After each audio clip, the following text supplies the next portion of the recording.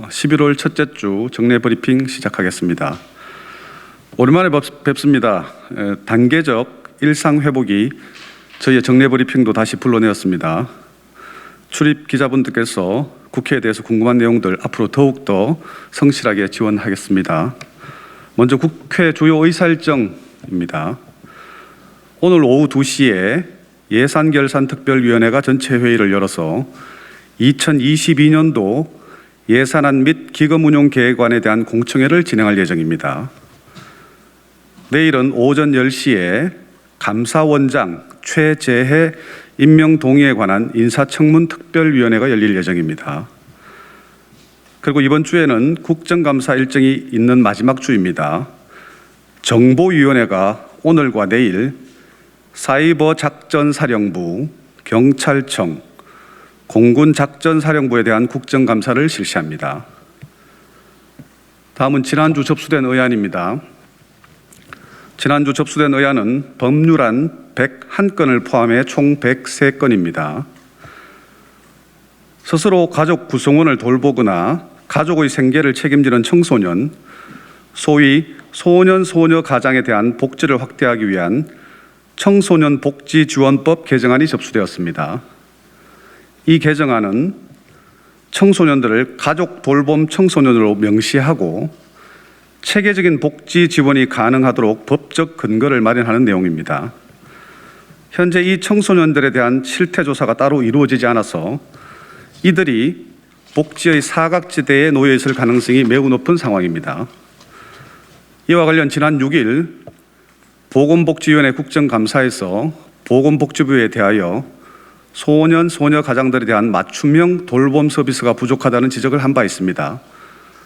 국정감사 후속 조치의 사례로 보셔서 언론에서 격려와 관심을 보내주셔야 할 내용입니다. 다음은 장애인이 교육, 취업 등 생애 과정에서 불리하게 경쟁하지 않도록 하는 교육기본법 등 10개의 개정안이 접수되었습니다.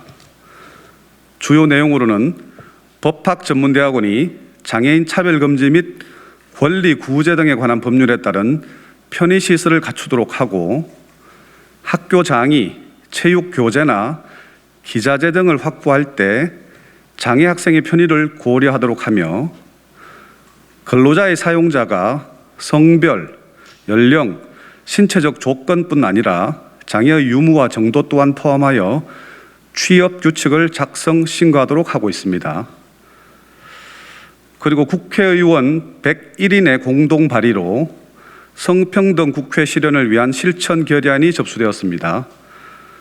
이 결의안은 지역구 국회의원 등의 선거 시에 각 정당이 30% 이상 여성 후보자를 추천하도록 법 개정을 추진하고 국회 상임위원회 위원장과 간사의 여성 비율이 30% 이상이 되도록 노력하며 여성 국회의원 전원으로 구성된 여성의원 전원회의를 구성 운영할 것을 촉구하는 내용입니다.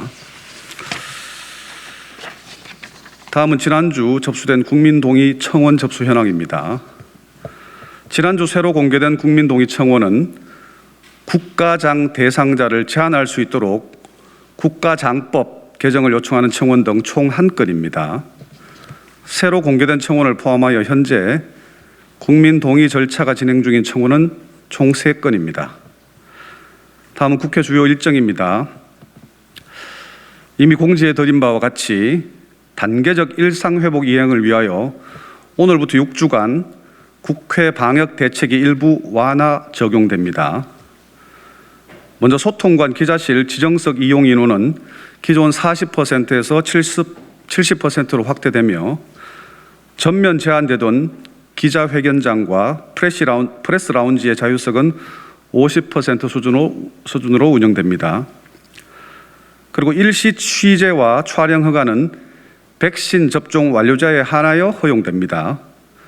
국회 방역 지침에 적극 협조해 주신 국회 출입 기자 여러분들께 다시 한번 감사의 말씀을 드리며 완화된 방역 대책이 안전하게 운용될 수 있도록 앞으로도 청사 내 마스크 착용 등 기본 방역 대책을 준수해 주시기를 요청드립니다.